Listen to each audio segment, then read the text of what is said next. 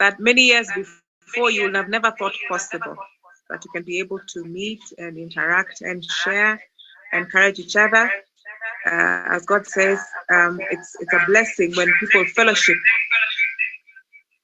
And even though we are far apart, through technology, we can still be able to do God's work. And I thank God for opportunities now. Where we are, probably as you're saying, Dr. Lamley, we are excited. We are also busy because we have several guests. They are singing up in the church, and it's just a blessing to look back and see how God has led. Yes. So Medical Missionary Work is the work that opens doors, is part of the gospel.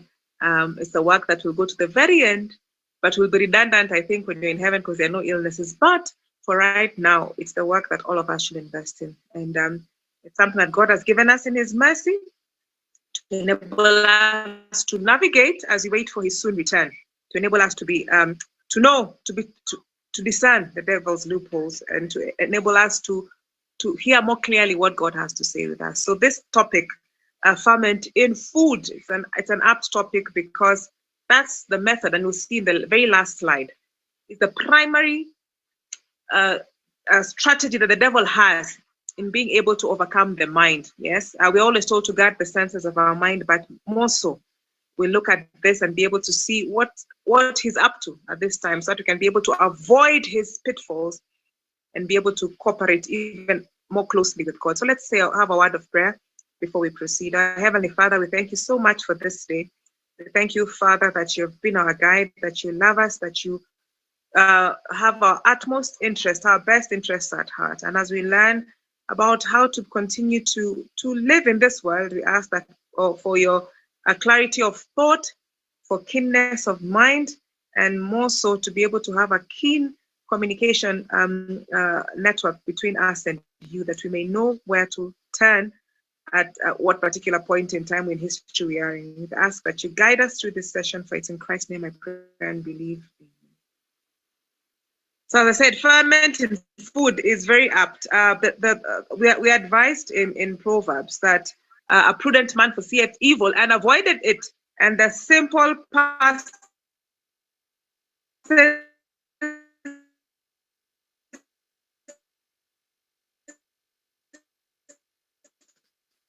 and is punished.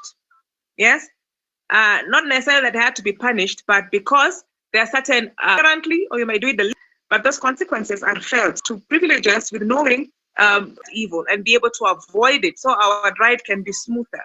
Yes, and we know in this, especially as medical missionaries or people who know about the health message, or Christians as a whole, that the thing that brought us into the current problem we are in was disobedience on the aspect of food. That's something we should never lose sight of. Yes, it is not adultery that brought us into trouble we are in. Yes, the type of wars and difficulties we are in right now. It is not breaking the Sabbath. It wasn't even murder. Yes, it was actually food. Yes, it seems very simple, but very profound at the same time. It's a food problem that brought us into the issues, brought decay, brought murder.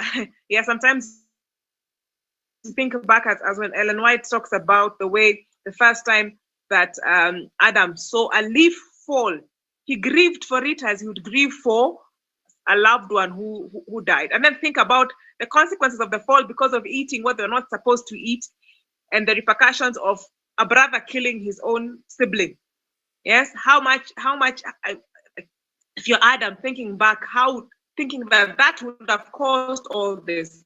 But we know from probably what you've learned before that it is through food that we are able to grow, that we are able to think, and also actually defines how we think, or determines whether we are thinking right side up or upside down, and very important. So when we talk about ferment in food, especially ferment, and that's probably talking for another day, it's an important thing for us to know, because in keeping also with the beginning of a nation called Israel, a nation that was going to be a light to the whole world, a nation that in keeping with this quarter's lesson was going to be a nation to be wondered at, as written in Deuteronomy, a nation that everybody would emulate, because as they look at them, they'd say, indeed, these are a wise people. Wise, why?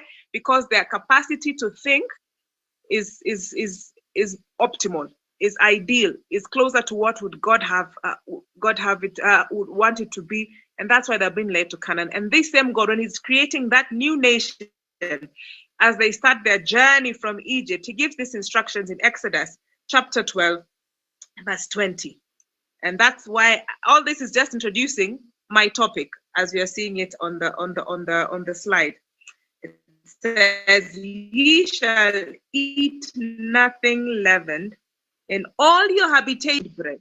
Yes, simple thing. One verse. Of course, He repeats again in chapter 13, and that's a topic for another day. But basically, as they're starting out, He insists, in fact, that the feast that commemorates, helps them remember their release from bondage, is actually called the Feast of Unleavened Bread. Why? Yes, the importance of them being in direct communication, thinking as God would think. And so basically, as you see the subtopic, additives that leaven, because ferment is in food, yes, apart from food that you actually see outside is spoiled. Yeah, it's spoiled. I can't eat it. It's gone bad. Yeah, the devil is so subtle that when he hears God telling His elect people, do not put it leaven in your habitations, wherever you go, as a nation that is supposed to be looked up to, a nation that is wise, because they're not because of themselves, but because they're following the precepts. And they're only able to follow those precepts because they are in like mind with God. Yeah, they're not contrary. They're not arguing with Him. They are for Him. Yeah, imagine a meeting with God with such people would be, He says, and you do. Nothing like what if, maybe I think there's no. It's like almost like the military, but not without force. The military, in sense that you say it and it happens immediately, but because your minds are in link, they're in sync. So He actually admonishes His people.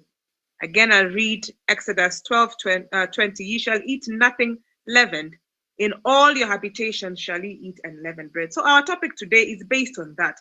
How is the devil trying to usurp that particular instruction? And remember, just like the fall was brought about by transgression or going against something that has to do with food.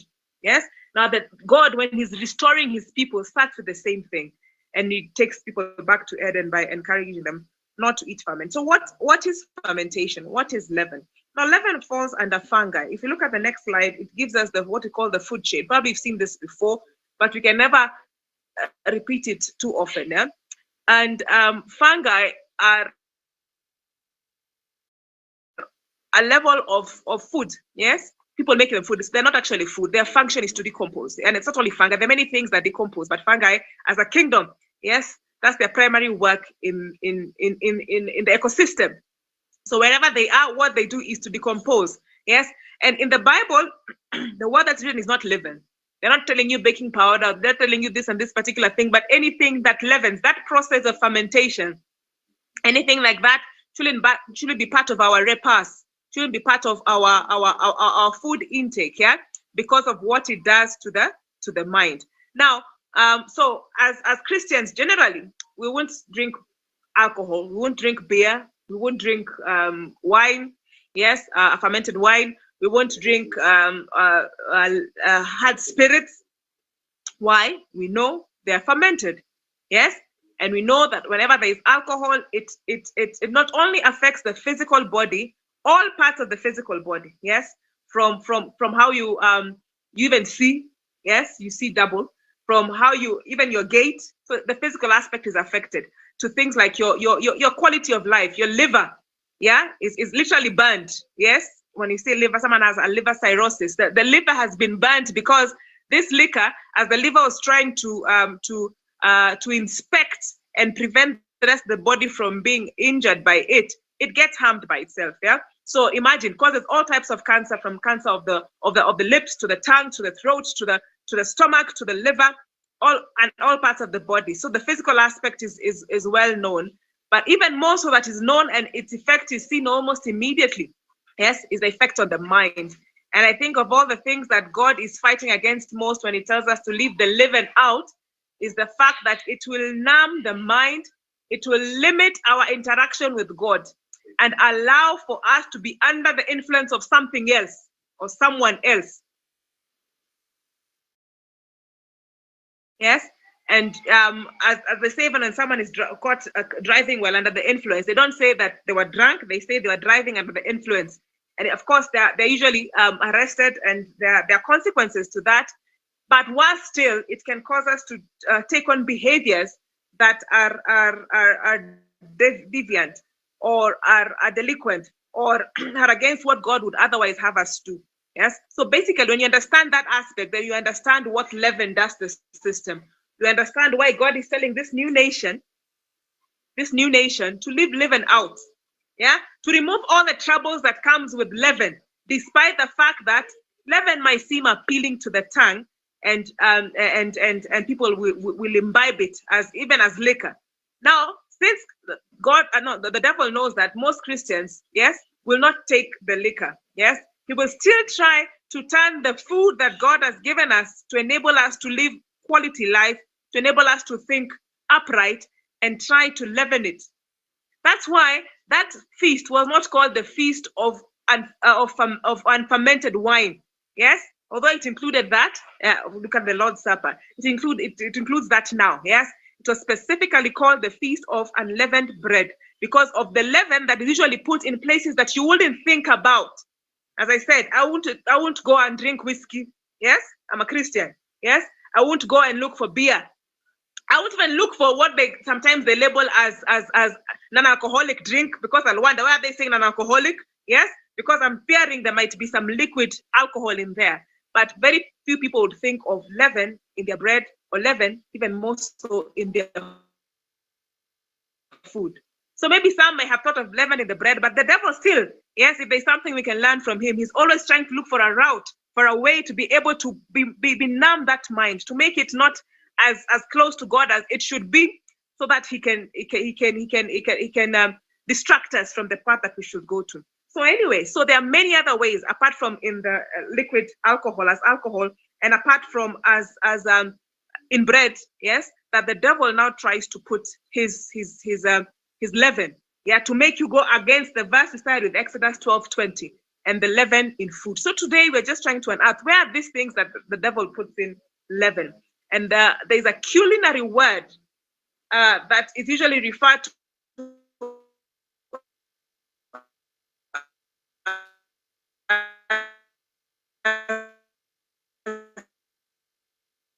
fifth taste. And that's where our talk will go to. It's in the food. The additives give and food is bland. It's just they're comparing the taste they find in vegetable with the taste they found in the meat. That's the problem. Not that this vegetable is not tasty in itself, but someone wants to make this vegetable taste like that fish they used to eat, or that egg they used to eat. So they want to put back that savory taste, and that's why this comes in. And the devil finds a loophole to live in now our food here without us knowing. So there's something called umami. Umami sounds like a Swahili word. Yes, it actually does. It's actually a Japanese word. Yes, and it refers to something savory. Yes, something savory. Now, my local language doesn't have a word for savory. Anything that is tasty is referred to as sweet. So they'll just say it is sweet. Yeah, so I don't know how to translate that in my local language. Yeah? But in English, you can differentiate between something sweet, something tasty, something savory. Savory doesn't have sweetness, but it's still appealing. It lures you to take more. Yes, it lures you to take more. And this is something used in culinary art or in hospitality industry as a way to addict people. Yeah, you might have heard of advertisements asking more please, more. I mean, in my country, there's some such, yeah, more please. And when you add this particular additive to your greens, yes, or to your other things, if you're not eating greens only, yeah, it gives you, it makes children want to eat more. Yeah, if you don't have, like in our country, when the pocket is lean and you don't have enough to buy, because people usually equate affluence with being able to buy more of animal products. Yeah, so towards the end of the month, when your pocket is lean, you don't have enough money, and you're only eating greens, then you can get this cube, yeah, that gives it a beefy taste, or get this cube that gives you a chicken taste. That's the umami. Yes, so umami is that savory taste. Yeah, people usually refer to it that makes something tastier. Yeah, but actually, if you think about it, it's a sour taste that comes with it. It's a sour taste that makes you want more. Yeah, the same sour taste that you find in people who are drinking alcohol. Yeah, if you ask people who drink alcohol, is the alcohol sweet? It's actually very sour. Yes, but they're addicted to it. They just want to take more of it, and that same taste is brought in by the umami. Yeah, and we'll see how it comes in, how it is produced, and how the devil still uses it to try and ensure that our food is leavened. Even if I'm not taking alcohol, or even if I've understood that bread has leaven and I should eat bread that is not leavened, then he'll try and bring it, because now I'm thinking most people who are, as I said, who become plant-based, they're thinking, oh, my food is so bland, I need to give it some umph. Yes, and that umph is usually this umami. Now, umami from the molecular aspect actually comes from 3 substances, and it's a protein. So you'd think it's a natural thing. It's not basically laboratory, although we can make it from the laboratory. You can make a chemicalized one. Yes, but they're actually amino acids. So in someone's mind, if they're trying to think logically, yes, they're saying it's something in the nature. Glutamate, one, that's the most common aspect or component that causes umami. There is inosinate and guanylate. But what I want us to focus on, I'm not going into too much science about what is this and what is that, just a little of it, but just to focus how it comes about in line with what we have seen previously in the food chain, how it comes about. So I say the 3 basic ones are the glutamate, inosinate, and guanylate. Now, in culinary art, now this is in the lab. That's what they tell you. It's a glutamate, it's an amino acid, inosinate, and a guanylate. Now, in the culinary art, they'll talk about the 5th taste. Yes? Usually we have single tastes, yeah, the bitter, the sweet, the sour, and the salty. But this one is like almost a mixture of all of them. It just gives you this overpowering sense of, wow, this is lovely, so to speak, yeah, when it's not.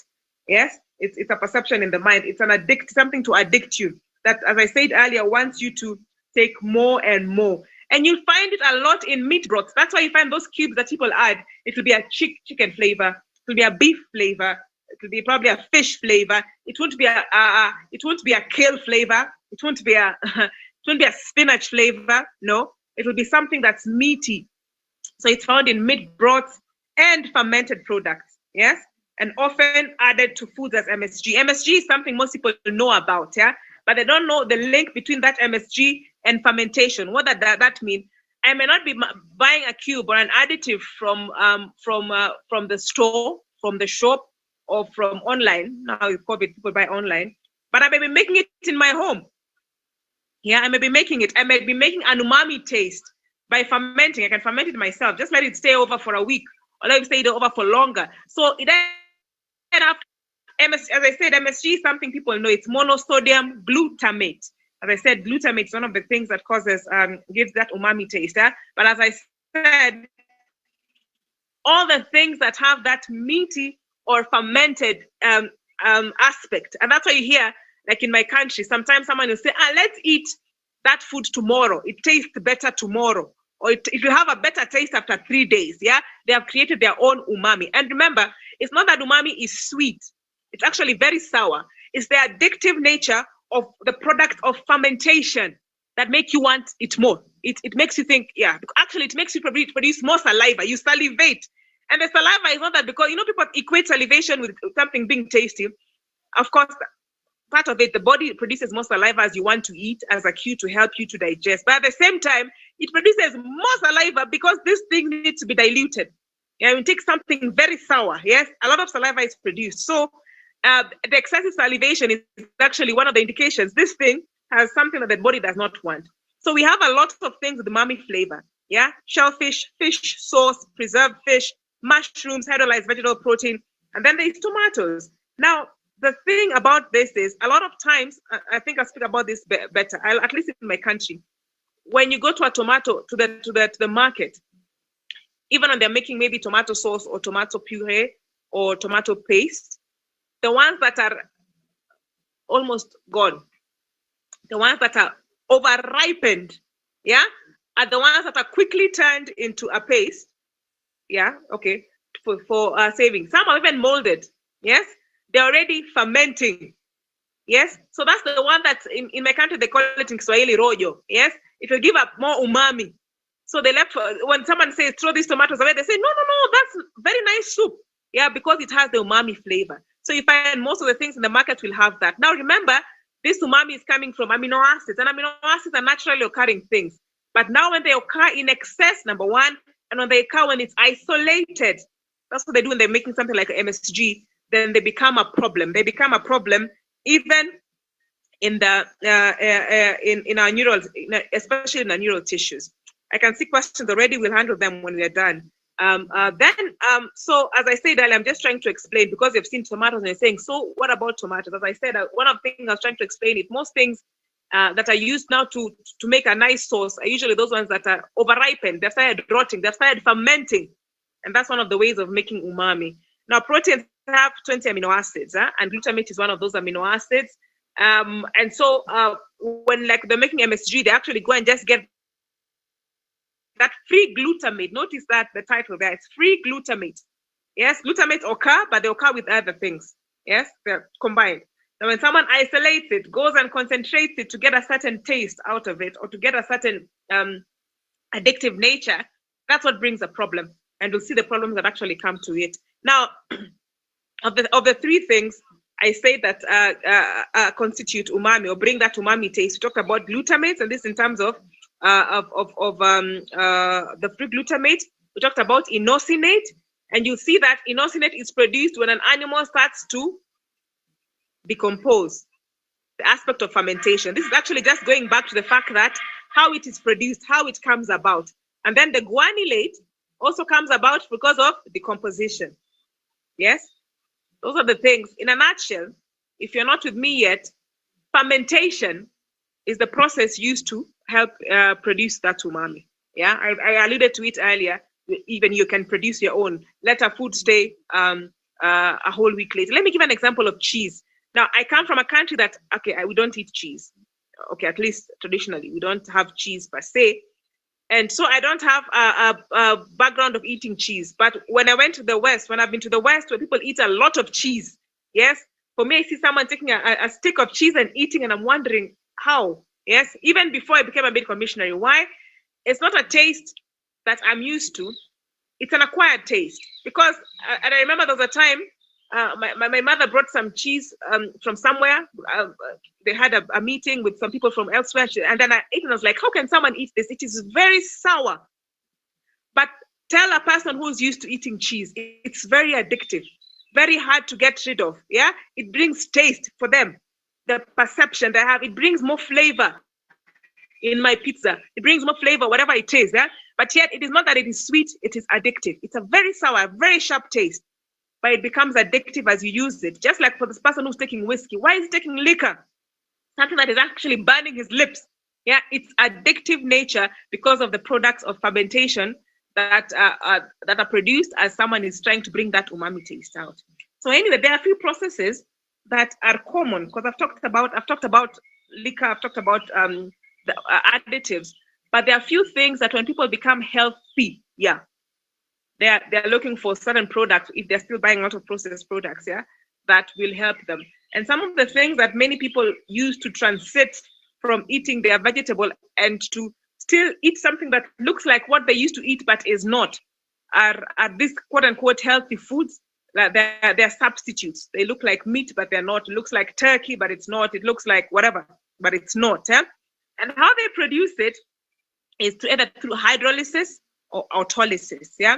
So I'm talking about this in line with the same umami taste. To show that many of the things that people transit to are actually worse than what they came from. Yes, because they'll take a normal protein, and it could even just be even from soybean. Okay, initially they'll take it from dairy. A lot of times it's actually from dairy, yeah? And they'll take it from something that has a high protein and then isolate it. So remember what you said, those things that bring umami are all amino acids. Amino acids make a whole protein. But when it's isolated and it's concentrated, then it will bring the effects we will see in the next few slides. Yeah. So that's a very common thing among most health foods. And then you find that most health things that are called health foods or alternatives. And you find that some people say, I started eating healthy and I got sicker. Yes. And because now you're putting a lot of those substitutes that are mostly highly hydrolyzed, and then they're concentrated protein on the same aspect. And from anatomy, from physiology, we know that our bodies don't store protein per se. They use it, and what is excess has to be, there's no storage, so to speak. So anything in excess becomes a toxin. Any protein in excess becomes a toxin because it has to be deaminated. And as being deaminated, you form ammonia. Ammonia is a toxin. So it can cause a lot of problems in the system. Yeah. So when you have isolated the protein and concentrated it, as healthy as it was when there's a whole protein, now as an isolated amino acid, and already any protein, even if you're taking it wholesome, in excess causes problems. Imagine how much problems, how much stress you're putting on the system, on the kidney, on the liver, to take care of what is not needed when you have excess protein. So those isolates bring a lot of problems, and it's very common for those who are to eat healthier because they come with a mindset that protein is still the most important aspect of food. Yeah, because when they're eating meat, they're thinking, the thing that they will be deficient of is probably protein. So you find someone overly doing it. Yes. Yeah. Whether it's a lacto-ovo vegetarians, you find another drinking so much more milk or drinking so much more eggs because in their mind they are missing protein because they lack, probably ignorant of the science about protein. But on the same note, if I become a vegan, then I'm still looking for a substitute for that meat. So I go to these isolated proteins or amino acids, and they cause a lot of problems. And as I say, they're produced either through hydrolysis or autolysis. And you'll find in many of the ingredients, they're talking about the isolates and issues like that. They cause a lot of protein. So some of the isolates, whey protein, although whey protein is animal anyway, because that's from milk, or you find things like a soy protein or pea protein. So you're thinking peas are vegetable, but they have been isolated. Yeah, actually, they should actually write pea amino acid because they're broken down to the smaller units, or soy protein. And then we start giving soy a bad name, or we start giving up the plant-based foods a bad name, but because of the processing that was done, and that also creates that umami, because now you have a lot of free glutamate hanging around and causing problems. So another process I want us to learn about is genetic modification, just in passing, because a lot of foods are genetically modified. Now it could be genetically modified seed, but also the way they produce things. A lot of times they use a fungus. In many processes nowadays, they use a fungus or a bacteria, biotechnology, yes, to be able to produce medication, to be able to produce foods, to be able to produce things that, items that are used internally. And that causes a problem, yes, because they're using fungi and the fungi genetic mechanism to be able to produce it. So that is what is being propagated. The aspect of decomposition once it gets into the system. Of course, it will give your food that umami taste, but once in the system, it causes a lot of problems because a decomposer's work is to decompose. And as I said, when you're using the example of alcohol, you can see how alcohol affects the system. And then now extrapolate that to any other thing that is actually leavened. Now, MSG, I'll talk about it just because it is, I think, the most common form of umami or additive, yes, that is used. And it comes in different trade names. It may be a different name in your country. Yeah, usually it looks like a white powder. You add it, it gives more flavor, but it comes with a migraine and a half, or it comes with so many other complications in the body. In fact, there was a time, because it was mostly associated with Chinese food, yes, that there was something called the Chinese restaurant syndrome, where after eating Chinese food, when you come back and get a serious headache, yeah, because of the excess of monosodium glutamate found in the food additives that they actually use. So anyway, it's produced by the methods we've actually mentioned. That's how I was going through them earlier. Hydrolysis of vegetable protein. And I'm starting with that because off the cuff, you'd think it's vegetable. I'm a vegetarian, yes? But they've hydrolyzed or autolyzed a vegetable, hydrolyzed, they've split the vegetable protein and made a large concentrate of glutamate, which will affect you. And then they can do the laboratory one, synthesize it chemically in the lab, or they can use fermentation, which, as I said, you can do yourself even at home if as I said, you could do it. So it doesn't have to be the bought one. They understand that concept, because you'd say, I don't have any additives. Maybe you may be fermenting the things in your own home. So bacterial fermentation in a process similar to production of wine or beer or vinegar, yes, fermentation, or yogurt. And they use that particular bacteria commonly, but they can use others also. So that's how MSG is produced. Yeah, and as I said, you can actually produce umami, because MSG is used to give us the umami taste also in the system. So anyway, something about monosodium glutamate, again, because it's the most common one known. The other names, there's monoammonium glutamate, monopotassium glutamate, and there are different names, as I said earlier: accent, Ajinomoto, natural meat tenderizer, yes, and it's a mutagen. It's a non-mutagen. Not that we are speculating or people are still saying it's controversial or we think it may. No, it's a non-mutagen. And also causes obesity because of the addictive nature. Yeah, it adds that umami taste.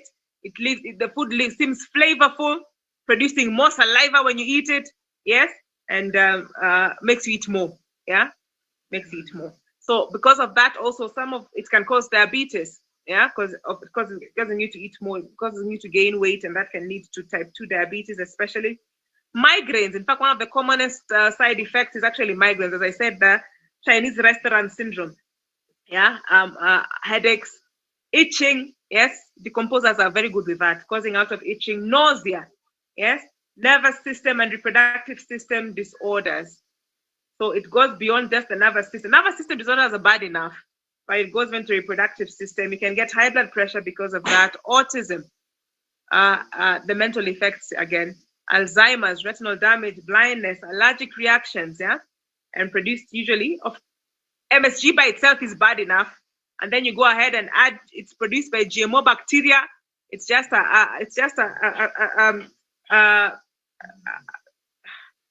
it's a source of so many problems. So much, and that's it. And the bad thing is the fact that it's not only found in the foods that you feel guilty eating. Yes, it can be found in formula. I mean, formula shouldn't be given to anybody, and I say that strongly because even WHO says that has outlawed advertising of milk substitutes. So when I say formula shouldn't be given to everybody, it's very true. Yes, because it causes a lot of problems anyway, and it's found in baby food. Yeah, you wouldn't think baby food should be very innocent and nice for babies. Yeah, again, in baby food, low fat and no milk. As I said, the things that you're thinking, this is healthier, it's better than what I was doing before. Yes, candy, chewing gum, drinks, even some kosher food, protein bars. People are thinking, I want to get stronger. Protein bars, protein powder, protein drinks, most processed foods, wine, waxes, so many things. Just trying to show where the devil puts food. You're not eating those things, but he makes sure he puts it in something that you may be using.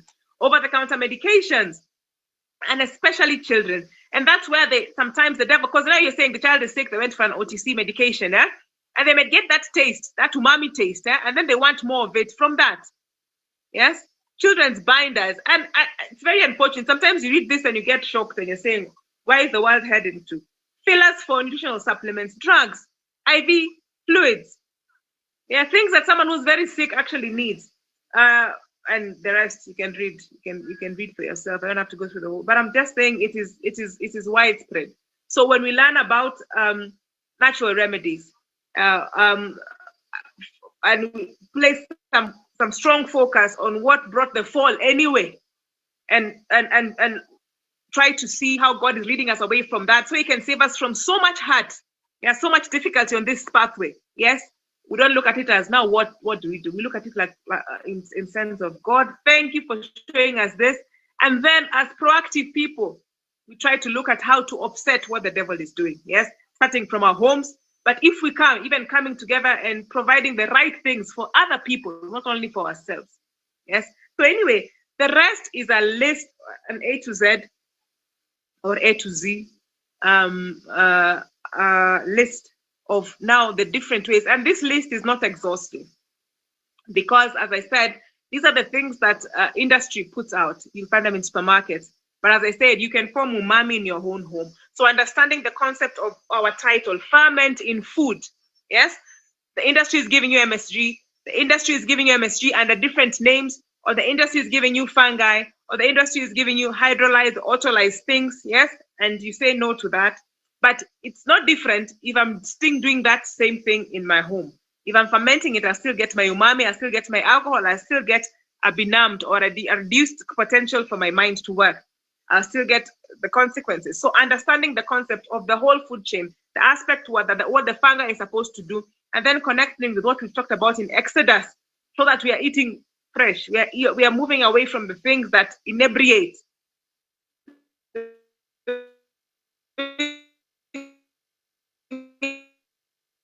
Away from things that leaven in physical quality of life and spiritual exhaustive list, but at least some of the things that we may have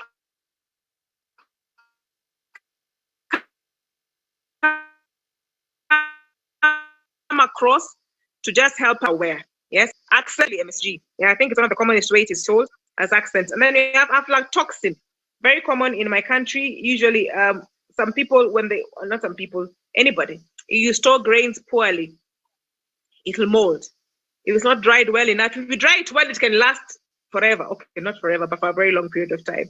But if it molds, then it breeds fungi, and aflatoxin is a carcinogen. Yes, of a very highest nature. And it's as long as, because I remember like in the US, a lot of times people would say peanuts would cause cancer of the liver because some influential person died from cancer of the liver. Yes, it's not the nut itself, it was the fact that it was molded. Yes, and then it breeds aflatoxin. Aflatoxin can cause acute liver failure. It can kill you in days, a few days. Yes, it can overpower the liver in such a short period of time. Not chronic, that it's taking you a year or 2 or 3 or 4. In 3 days, it can put you down. That's how strong that fungus is. That's how strong decomposition can be. Yes, and then we have Ajinomoto is another, that is straight MSG. Amasake, most of these are Japanese names, fermented. And then they usually have Aspergillus oryzae. Anyway, that's a fungus. Just going back to our food chain about fungi, yeah. And then amino acids, talked about that because the MSG is actually an amino acid. So when you concentrate, you isolate them and concentrate them, then they cause a problem. MSG is monosodium glutamate. I actually mentioned it earlier. I had a few slides on it. It's actually monosodium glutamate. It's in most food additives. The things, as I said, different countries have different names for their additives. So I won't call the company names, but the things you add, usually they're in cube form or in powder form to give you a beefy flavor or a chicken flavor, that flavor that you want, but it's not in your greens. Yes, usually that's it. And usually that broth anyway, it's usually that meat, and meat has decomposed, or usually yeast or something fermented to give it that that sour taste that makes you want more. Yeah, that makes you highly salivate. So MSG, someone had just asked, is actually monosodium glutamate. So as I said, amino acids, artificial flavoring covers a multitude of sin. Yes, because may contain MSG, monosodium glutamate, or HVP, a hydrolyzed vegetable protein. Yeah, and remember, the vegetable protein itself is good. Yes, protein is something that we actually require. And remember, even normally, protein is not needed in very high amounts, because excess, even of a good protein, the body, if it's not being used, the body has to deaminate. It removes the amine part of the protein, giving you ammonia. Ammonia is a toxin. Yes, so even good protein in excess is a problem. Now, more so, I have broken it, I've spliced it, I have broken it down to a specific amino acid, when by itself it causes issues, and then concentrate that particular amino acid, then you get into problems. So that's the issue with the hydrolyzed vegetable proteins, or the autolyzed sources of protein. Autolyzed, usually autolysis, usually like when you have yeast and you put expose it to high temperatures, it'll break some. Yes, and now you have small pieces of that yeast, but it's still causing problems. Yeah, they isolate those autolyzed parts. Yeah, so anyway, so it may be genetically modified, another cause of problem, and then cause reproductive disorders, developmental. Now from baker's yeast, yes, again, barley malt. Let me just read through them because my time is almost up also. Barley malt, malting things actually ferment. When something is malted, it's actually fermented. In fact, that's the process they use in making beer. Yes, so malt, and you'll find that you can go and read for yourself. Look at many of the cereals. Cereals may not necessarily be bad. Yes, in fact, if you look at the history of cereals, it was one way of encouraging the use of grains in breakfast, as opposed to the old English breakfast that has sausage and eggs, all things that are just clogging the arteries and clogging the mind. Yeah, They used to have, that was a sumptuous breakfast before. But God's way, because you realize one of the people who helped to create cornflakes, Kellogg's, yeah, when learning about God's grains, nuts, seeds, yeah, as the source of the right source of food and glucose for that matter. So incorporating more of grain into the breakfast. But of course, anything that is good, the devil puts in his own issues. You find that many of the cornflakes actually have malted aspects. The umami, again, make it addictive, make it something that someone wants beyond the sugar. Yes, the umami. So many cornflakes are actually malted. Again, as I'm saying, it's not just to add to your list of, oh, I can't eat this anymore, but to think about how we can make it better and even put it out to market for others to get the good things, that you may all have brains that are more closely akin to what God would have us have. Bouillon, broth, a lot of those have MSG. So remember, I'm just going through a list. And remember, it's not exhaustive, but it covers a lot of the things that are out there that we usually don't know. So that we know when we're looking for certain things, what to look for. Calcium caseinate, found a lot, even sometimes in some soy milks. So you look out for that. Carrageenan, and then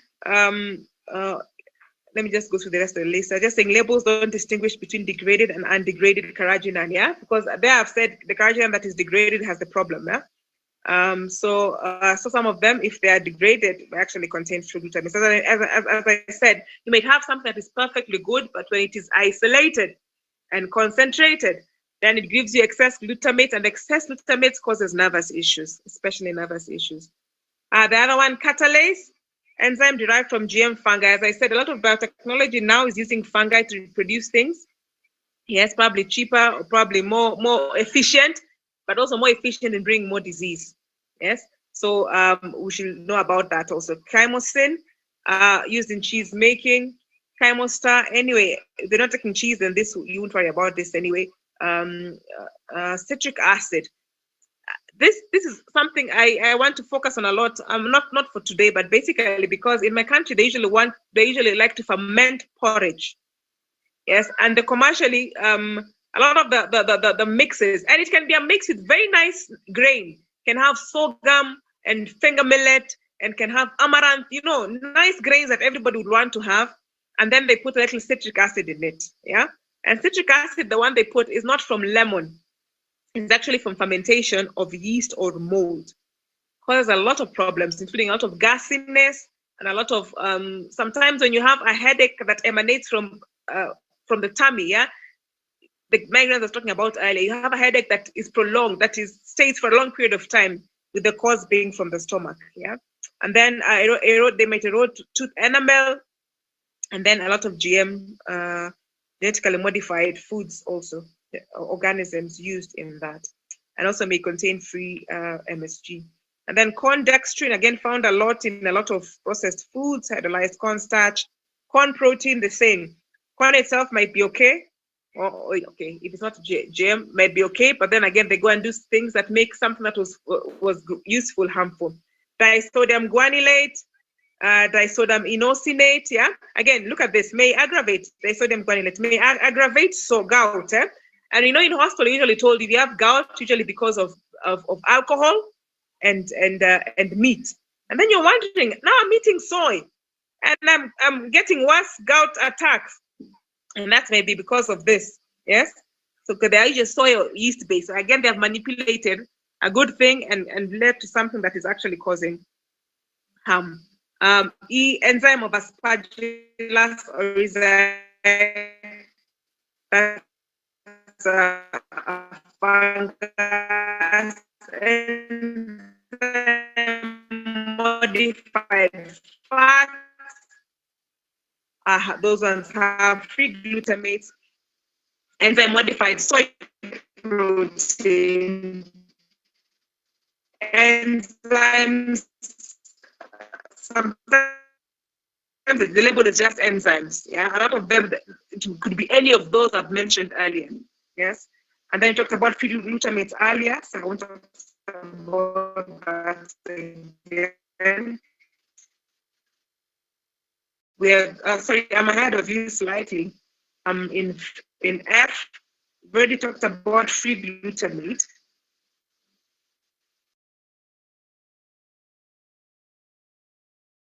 If we go to a few slides later.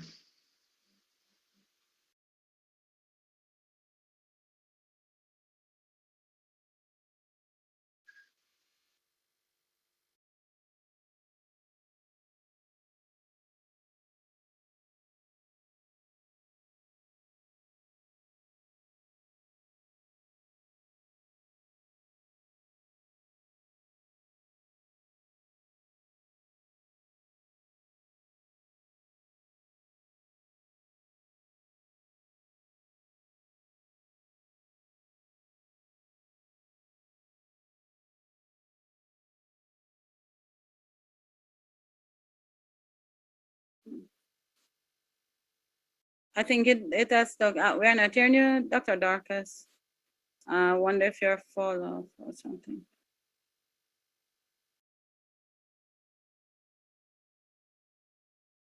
And even diagnosis is evasive because they don't know where to pin their diagnosis. And some of it's just because of these additives, this MSG, this additives that leaven. So other symptoms like skin rashes, I talked about that earlier, seizures. Yes, seizures, just because of some soy sauce extract stock, because of it's fermented. Remember, because people will ask me, so this is wrong, this is wrong. Remember the process. Yes, the processing aspect is the issue. Yeah, and they can cause highly debilitating ailments that defy diagnosis. Yeah, and can also be fatal. Yeah, so understanding about them is a wealth of knowledge to be able to avoid such things. Yeah, so that's the reason we learn about them. So let me rush through the rest because I think my time is almost up. If I can look at the clock, I have a few more minutes. Yeah? I'll just read through fruit pectin, fungal protease. You have gelatin, gellan gum, glucose isomerase, glucose oxidase. I'm just rushing through. Glutamate, talked about that earlier. Hydrolyzed vegetable protein, that's in H. We've gone through that. Imitation flavorings, we talked about flavorings already. Isolated soy protein, yes. So now we understand the controversy. You can better understand the controversy of soy. Sugar, alcohol, fermented vegetables, leavening, as it's the name that we said, with lipase, malt extract, malt flavoring, maltodextrin, maltogenic amylase, maxarene select. There are many. I want to just rush to the last slide and then answer a few questions because I've already seen a question about, so what do you use? I thought I believe I talked about that and anticipated that already. So what should we use? Yeah. The issue is not about, a lot of times they're used to a particular thing. Like I remember when I became vegetarian first, you're thinking, no, I've become a vegan. I've left eating what I'm used to. You think that that's the end of the world until you find that this new world has a wide array of things that you can actually use. The issue is understanding the fact that God advised the Israelites to leave out leaven. And I'm just trying to show why that leaven has an issue. Yes, anything that is leaven can be taken while unleavened. And that's the good news. Whatever it is that someone has taken it in a leavened form, you could find an unleavened form. Of course, unless it's the fungus itself. I mean, the mushroom will be the mushroom. Yes. Or the corn will be the corn. Yes. But most of the things that are leavened are usually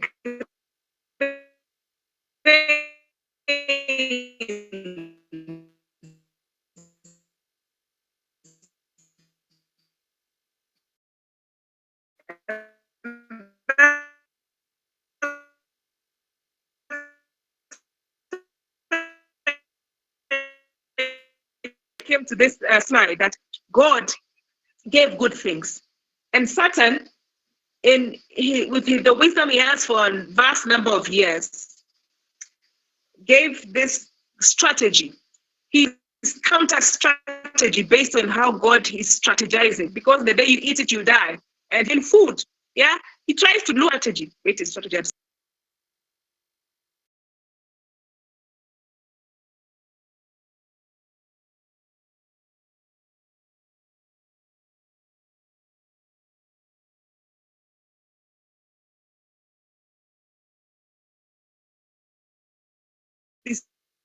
despite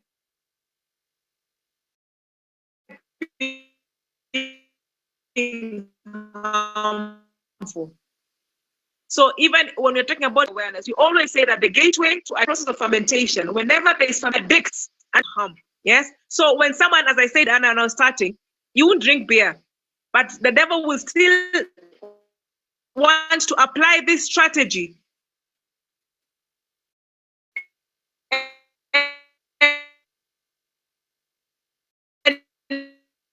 Something that's already a leavener to taste. And when we ingest it, that's what to put in leavening into your foods in the form of additives that seem to add taste. Yes, and I'm saying seems to add taste because it's a perception. I gave you the example of myself with cheese.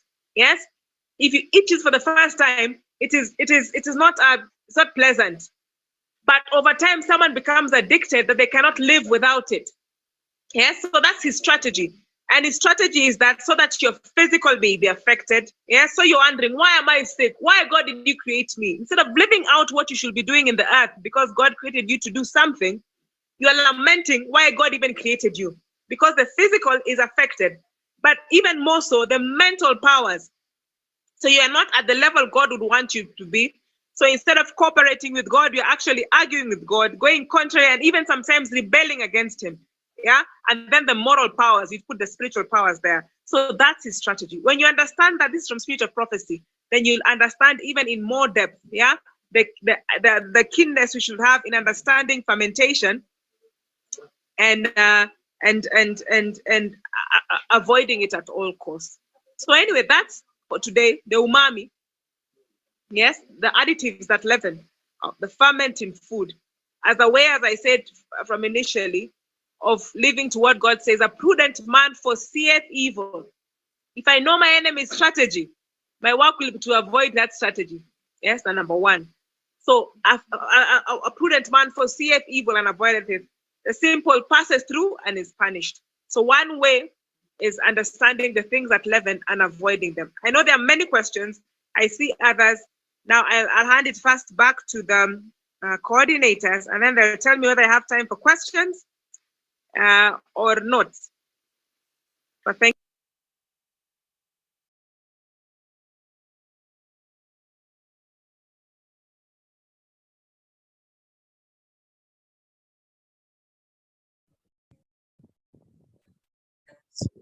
Even a lot of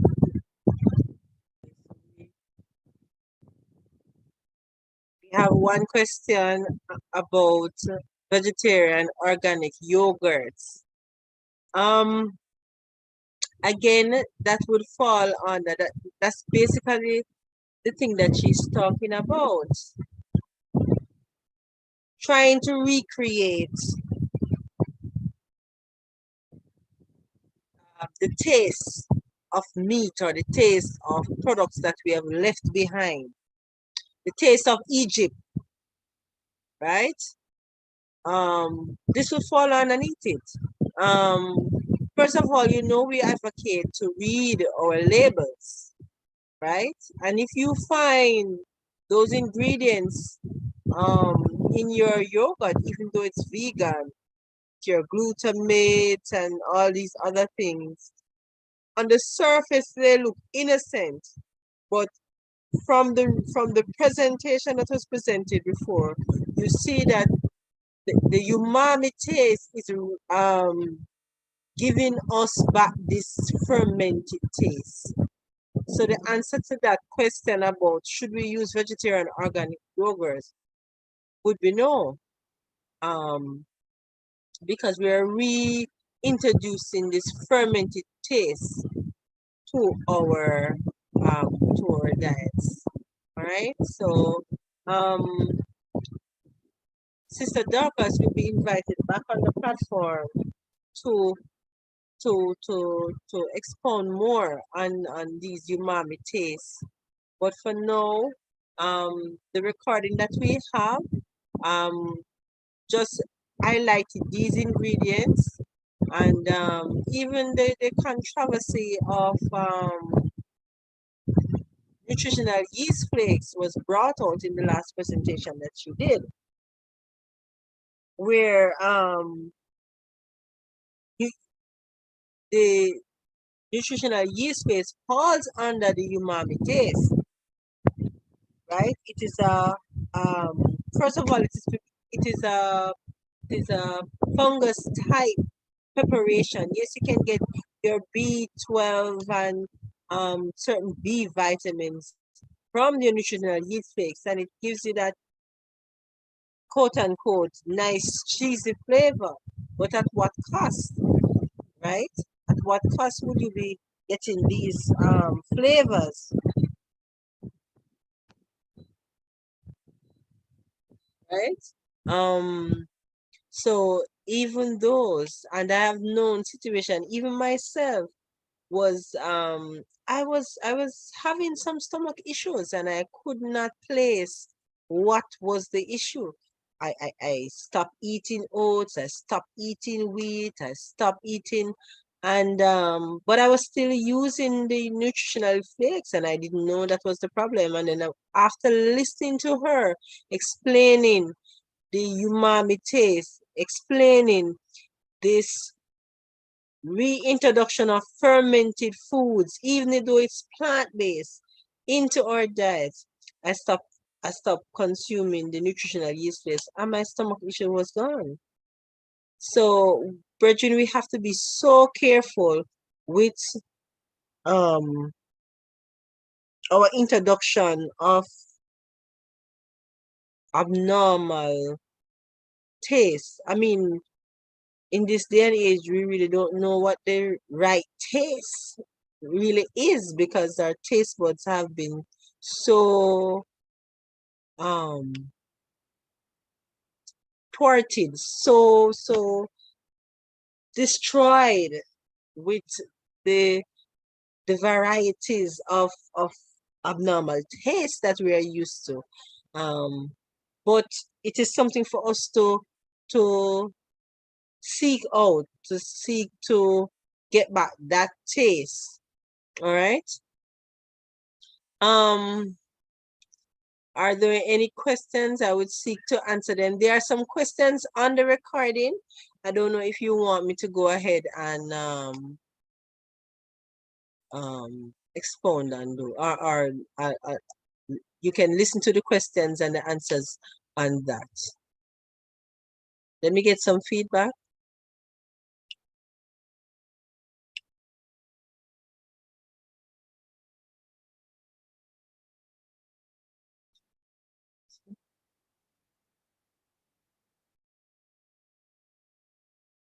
All right. Okay, let's go ahead. Bear with the Thank you record. for listening.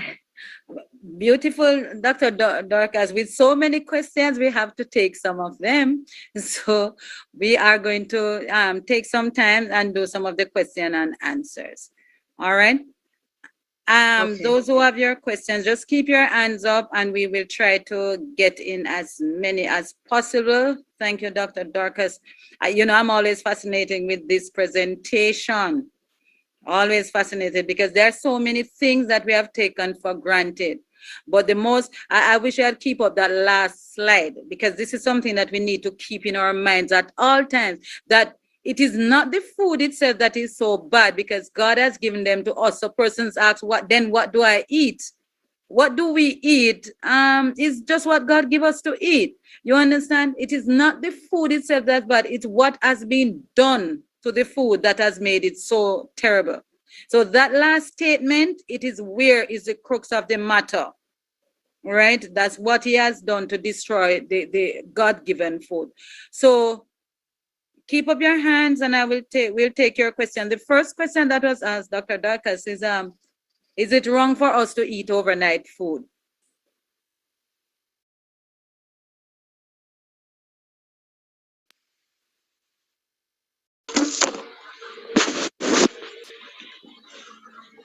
You can hear us? All right, your phone is, all right, the phone is breaking now.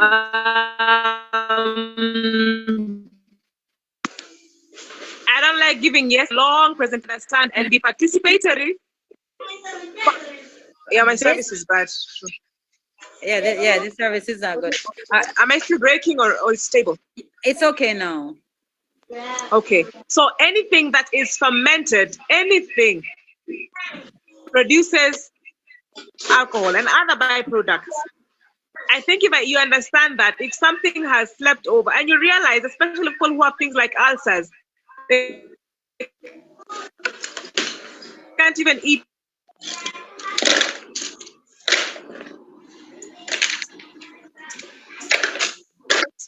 they themselves without having been told previously. You say food, they have more gas or they have more things that is spoiled over something that is fresh.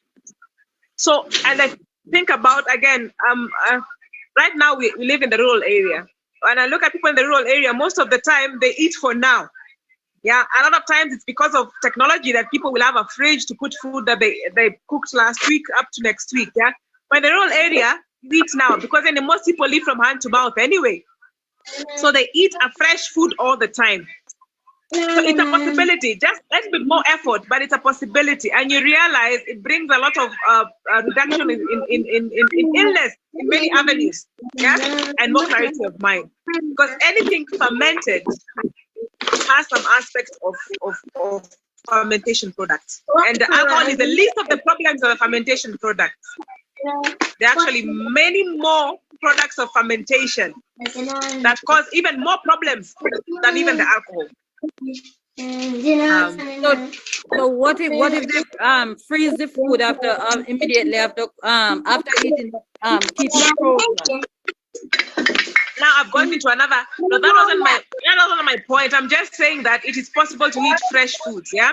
Now freezing food, what we need to do, we need to just have another session. Yeah, because we might go in a tangent. Yeah. I was just saying that. I was just using that as an illustration to say that it is possible to eat fresh foods. Yes. Yes. Let me not go into that now. Okay. Let's from another session to go in depth. Yes. Mm-hmm. All right. DB, you can go ahead and with your question. Yes, happy Sabbath. I've benefited a lot from your presentation. I've heard that fruits and vegetables should not be mixed, but then I'm hearing that we can use onions and garlic to season fruit. So I'm wondering what is the right thing to do, because aren't onions and garlic and thyme vegetables? Should they be used with fruit? Or does that cause fermentation in the stomach?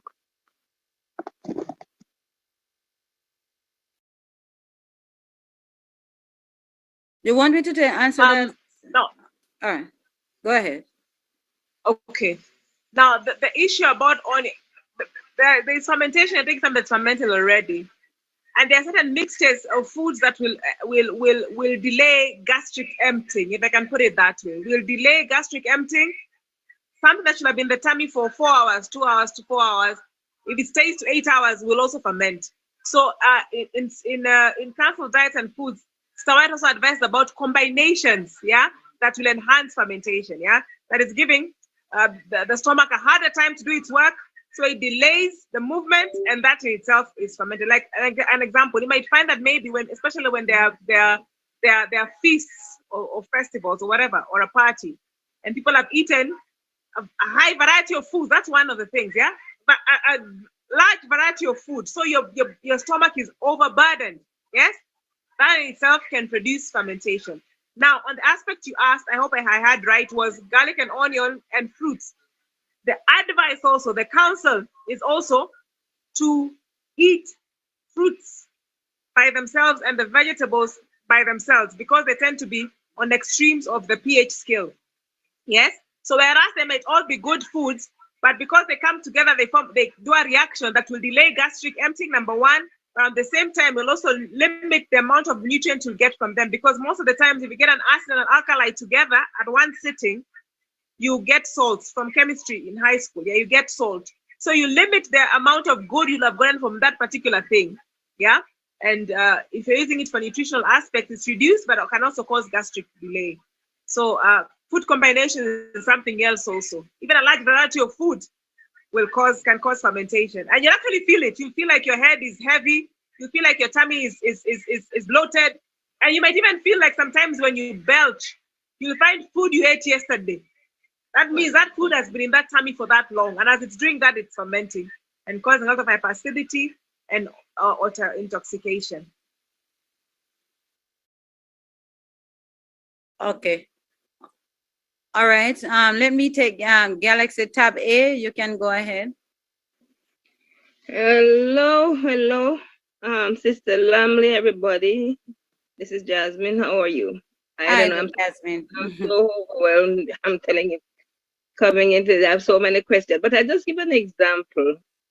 I live alone, and I am having some problem with my my appointment. With I have no teeth to eat except 2 implants, and I am on my right side, and I have to eat a lot of soft food, but I don't have time to prepare my food because of all these appointments. And even last week, I haven't had a plate of food last week, so but please give me one today. And this week again, I didn't get a chance to prepare my because I would have to cut it short. But yesterday morning, for example, I get up from 7 o'clock in the morning. My ex was very sick, dizzy overnight, and I took him to the hospital and to get some blood work. And because of that, I have appointment for my dental problem to fix complete. And because of that, I didn't get to cook again yesterday. So I'm not prepared my food when I come, able to. So I cannot, I'm saying cooking for me and the new cooking with vegetarian, whatever, I don't get to eat properly, right? So I'm picking around. So I'm saying in a case like this, when, the whole, my time is taken up and I can't get to prepare my meal, I don't, my proper meal, like vegetarian, I don't get to eat and I can't, so I'm telling, how do I function? And then, and all these things that we're saying not to put in our food, like I mentioned in the chat, it's very difficult, So I don't know. I need some suggestion here. How do I get by? No, I hear you. And if you are listening to the whole presentation, I'd alluded to that. The first thing that comes to people is like, so what do I eat? What do I do? Because this is a way of life I've been used to. Simplified. I'm already organized. So what do I do now? Yes? And this shouldn't be a shock, as I said earlier. It's just, you might find that you need to just tweak something small. Yes? And then you form a peer support, as you're saying you're alone, form a peer support group, and you can be able to interact, because I'm in Africa, in a rural area in Africa, yes? And what might work for me might not work for you, but there's a way out. Yes? You might decide. I remember there was a time before I got married, I used to live alone, and I was working in a hospital, so why should I cook? In my mind, I'm thinking now, and I have a tight schedule. And what my solution was, and it was God sent. I had a neighbor who has a big family, and she has to cook every day. Yes, and I told her, let me contribute to your budget, and then when you're cooking for the rest of your family, cook for me too.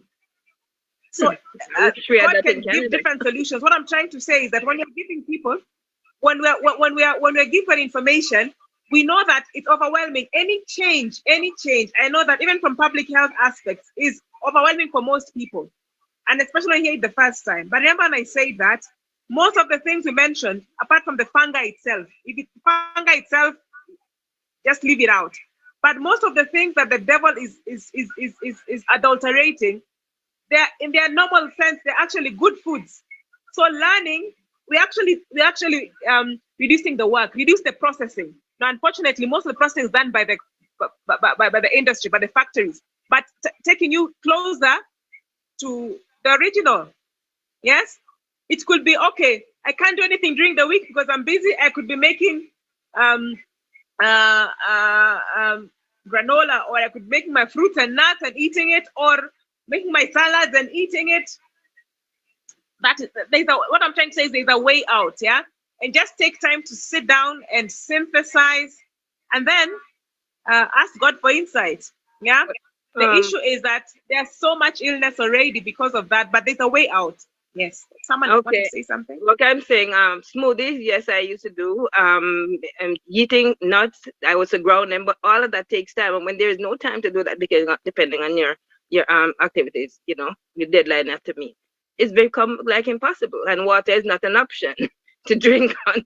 You might I'm I not, try to run with my hot water every time, but that's not enough for me. Sister Brown, it's not that it's going to get any easier. What she's saying is that we have to come up with innovative way. It will not be an excuse for us not to eat. So we have to find with the 24 hours that God has given man, we are not going to get 25. So therefore, we have to look and remember something with all the good that you are doing and helping others. Your body is God's temple, and He's going to hold us accountable for what we do with the body. So with everything else that you have to do, one, as a matter of fact, I read in Counsel on Diet and Food, it is a religious duty. When the word is used, a religious duty, what it is actually saying, that it is something, an obligation to God, that we take care of this temple because that's where it's going to dwell. If we have appointment, hold on. If we have appointment to go anywhere, we are not missing that appointment. We make it. We are told in Counsel that it said it is a divine appointment. Your mealtime is a divine appointment. Now, who are the ones that we are going to give our allegiance to? Set a time to eat, and inside that time, everything else must be done with that in mind. So it is not going to get any easier. As a matter of fact, Sister Brown, your life is going to get harder. So things have to be set in place now, so that you can, when things get a little harder, you have already set things in place. It's not going to get easier, but you have a responsibility to take care of yourself and know what you have to do. Because of the business, you're not eating well. You know what it's going to do? You're going to become sick. You're going to get slim. You're going to look away, and person is going to think it's because no, you turn and gone this way. So it's not going to bring any honor and glory to God. All right. So I want you, Sister Brown. Sister Brown, it's not like that. No, don't get me wrong. It's not like that. What happened yesterday was totally impossible. One of the examples. It has nothing to do with me, but I have to deal with it, and I can't go into that. But I can see where the enemy was working overtime. Yes, but it's become impossible for me to even do anything. My appointment was made 2 times to the same place because of whatever happened, but I couldn't do nothing about it. All right. So no, well, that is exception. We can understand the exception, but I'm saying to not only you, I'm not saying to you, but I'm saying to us in general, that we have to know that God expects, and what He has done for us in His mercies and His goodness is give us the amount of hours that He know will take care of every single thing that we have to do. Now, here Dr. Dorcas said that she had to turn to her neighbor for help where that is concerned. Some of us might not have that privilege, but how do we take care of it? I don't know if I can emphasize it enough, that we have a religious duty to take care of ourselves, and it doesn't matter what else happens. I can understand when emergency come and we didn't get to do what we are supposed to do. But by the grace of God, if we ask for help and we put things in place, have emergency food. Make sure you know what is considered a balanced diet, and you have something emergency. Could it be that you are going to say, put a potato in the oven and bake it? Right, and you're going to have some fruits first, have that baked potato. If you have some almonds, and you put it in your little blender, and you can crush that out, and you can have it with your potato, right, where your nut is concerned, or something, and just have a little simple meal. As that you will get, because she just mentioned we don't need as much protein as we believe that we do. That could have been a simple meal. You could have eaten it to the glory of God. You understand? So I want us in general, we can't stay long on this because she doesn't have much time, but I want us to look into the fact that we have to make the effort and know that it is it's a sin for us not to take care of ourselves. Yeah, thank you. I had my barley yesterday, my dear. My barley rice. Yes, do little things. Don't, if you cannot get into the fancies and the elaborate, do little things. What I do, I'm a friend of mine, my friend, she taught me how to bake sweet potato. So what I do when I don't need this sweet potato early morning, I can just put them in the oven so that by lunchtime come around or breakfast time come around, I am up from about 4 o'clock. It can be in the oven just baking when I don't really need it. Right, and then I love my cucumbers, so the cucumbers are there, I can have that and whatever else I can find to go with it there. But you have to find a way, because the hours are not going to get any more, and the amount of things. And you know what, Sister Brown, bear this in mind, remember this, the enemy is going to keep you busy. It's going, some of the things that you don't have to be busy in is going to keep you busy, so that we disgrace God. Because anybody see you not looking good, or that you're from you change your diet, this and that start happening to you, you cannot tell them anything about medical missionary work. Yeah. So it's going to use it against us. It seems like the cucumber take away my taste buds. I don't know where it's Oh, you don't need the taste. Yeah, that's what Dr. Dorcas said. We don't need the taste bud for it. Eat it. Because what it does, it take away sweet and the sweet taste and the need for this and that. So cucumber was my fruit this morning. I had my cucumber and I felt so nice eating it. You understand? So just find creative way. And as we talk more about this and persons can tell what they do to ensure that they are fed, then let us do it. All right? I'm thanking God. I'm thanking God. I'm not complaining. I'm thanking God for the changes anyway, you know. So Amen. it's all good. Thank you. All right. Okay. Thank you. All right, Sister Verona, your question.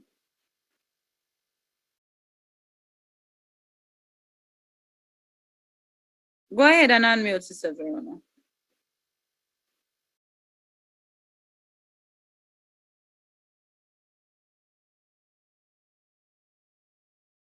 You have to unmute yourself. All right. Let me take another hand. All right. Let me take another of our question. Is mushroom healthy to eat? We did talk about that, and we said no, it is not. Can I eat yeast? Sister, Dr. Dorcas, can I use yeast?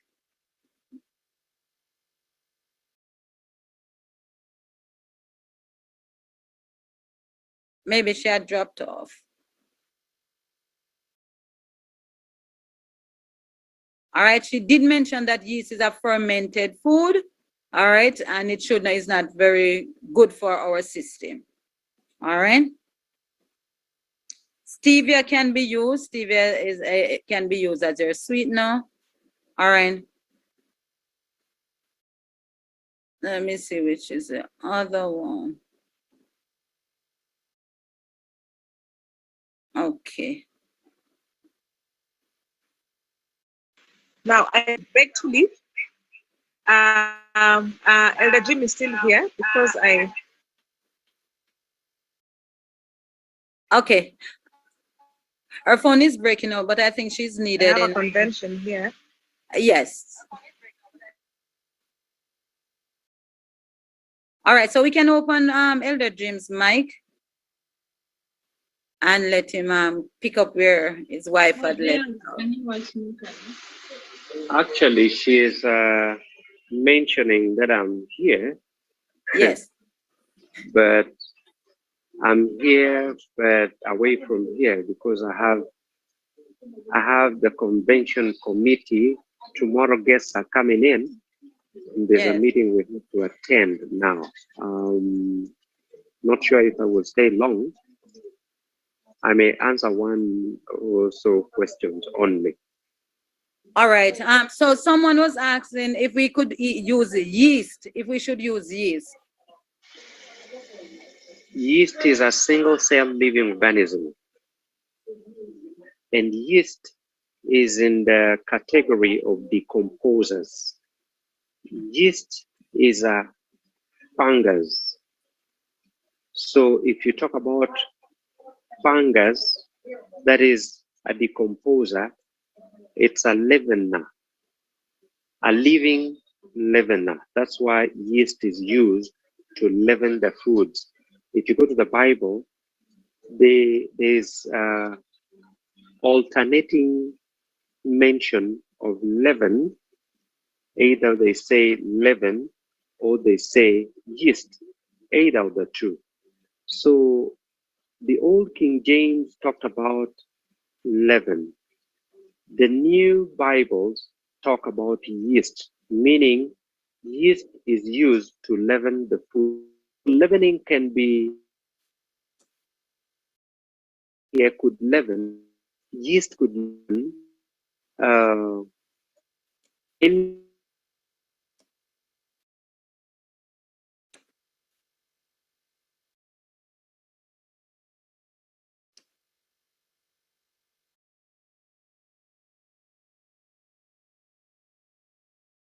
it could be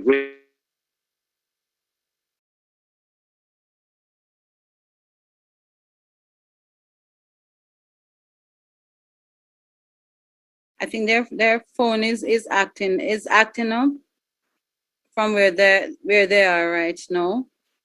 In essence, it is saying that yeast is a fungus and we should not be using it. You can eat your flatbread if you need to. Flatbread is without yeast. You can do that.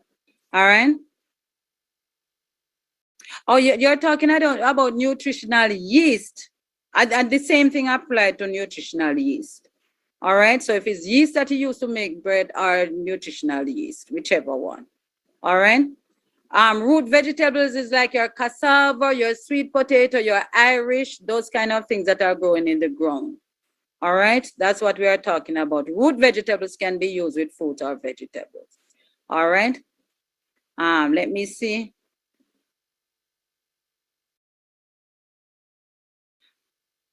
Okay. I think the confusion here would have been those persons who have not been in the class with food combinations, because those who have been in the medical missionary training course, we have been through this a whole lot, looking at food combination. All right. Herbs, you do not mix your herbs. Let me put it that way then, since it will help better with your fruits. Okay, don't mix your herbs and your fruits together. Let's just keep it that way. I think you will understand that better. All right.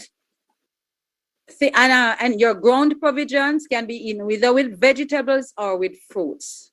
All right. I think it's the easiest way I can say it so that you can understand. All right.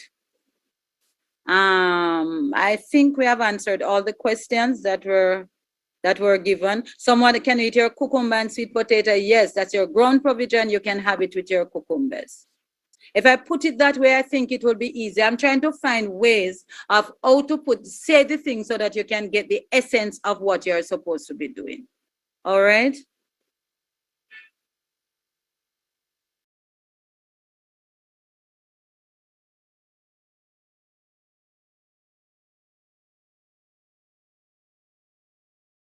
So I hope you got the essence of that one, and you learned some new stuff in regards to the umami taste and how the enemy has tricked us to be running after, basically living by passion and not realizing it, because we're running after these tastes that suits us well, suits our belly well. All right. And we're not realizing that these tastes impairs our judgment. And if our judgment is impaired, this is the center in which God uses to communicate to us, which means then we are making it easier for the enemy to communicate with us than with God to communicate with us. And there is the crux of the matter, why we are in the state that we are at. And we don't know if we're hearing God's voice. We want to stop sinning and we can't stop sinning because we are making the enemy stronger. right? We're making the enemy stronger. I see a question, onion and garlic thyme cannot be put in stew. Is that a question or a statement? Onion and garlic thyme cannot be put in stew occurs. Yes, it can.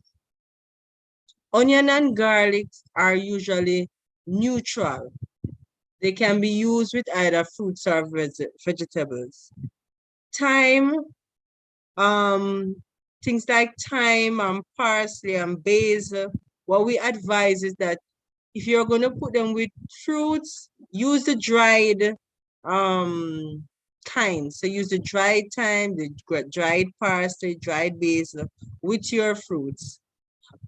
If you're doing vegetable, no, it's okay to use the fresh type, right? Just to keep herbs and vegetables separate. That is the advice. Go ahead, Sister Stewart. Normaline. Sister Normaline Stewart, you can go ahead and speak. I hope that answers your question, Sister Williams.